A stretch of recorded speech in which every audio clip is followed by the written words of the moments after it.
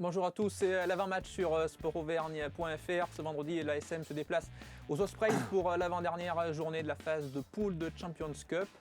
Et pour ce match, Franck Azema a décidé d'opérer 4 changements par rapport aux 15 qui s'est imposé vendredi dernier sur la pelouse de Bordeaux-Bègles. Et pour décrypter cette compo d'équipe, nous accueillons Christophe Buron des Sports. Bonjour Christophe. Bonjour Manu. On l'a dit, 4 changements et la surprise, c'est la titularisation de Loïc Jacquet en deuxième ligne. Oui, c'est une belle marque de confiance pour un joueur dont on sait qu'il va partir à la fin de saison et qui réalise, à mon sens, une de ses saisons peut-être les plus accomplies en tout cas.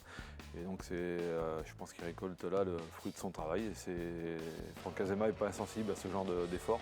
C'est pour ça qu'on le retrouve titulaire en match de Coupe d'Europe, ce qui n'est pas arrivé souvent dans sa carrière. Alors, sur un match décisif. Sur le match décisif. Alors, les autres changements, on note notamment la titularisation de Benjamin Kaiser, de Scott Speeding à l'arrière et le retour de Fritz Lee au centre de la troisième ligne. Et du coup, c'est Alexandre Lapendry qui fait les frais indirectement de ce retour, puisque donc il ne figure pas dans le groupe ce week-end. Ouais, les 3 autres changements s'expliquent de manière assez différente. Bon, c'est vrai qu'en troisième ligne, c'est peut-être le poste où il y a le plus de concurrence.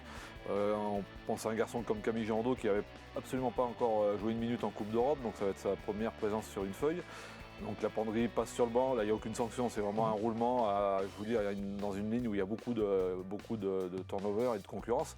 Après Spinning il revient, Abendadon je crois a un petit problème musculaire, donc là c'est poste pour poste classique et au talonneur aussi, au talonnage je veux dire, Ulugiac qui vient d'aligner 2 titularisations je crois, oui, Agen et Bordeaux. Là ça fait partie du roulement classique on va dire. Alors, sur le banc, on notera le retour, c'est de Brock James. Voilà, on l'attendait depuis plusieurs semaines. L'Australien retrouve enfin une place dans le groupe. C'est l'information du jour, je pense. Brock James qui n'a été titulaire qu'une seule fois cette saison, ce qui est très très peu parce qu'il a eu un parcours, une saison très très compliquée, et qui soignait une déchirure aux ischio-jambiers, qui était prêt depuis une semaine ou 2, mais que Azema a hésité à réintégrer. Je pense qu'il y a un peu la crainte d'une rechute de ce muscle cette blessure récurrente qui handicape le franco-australien.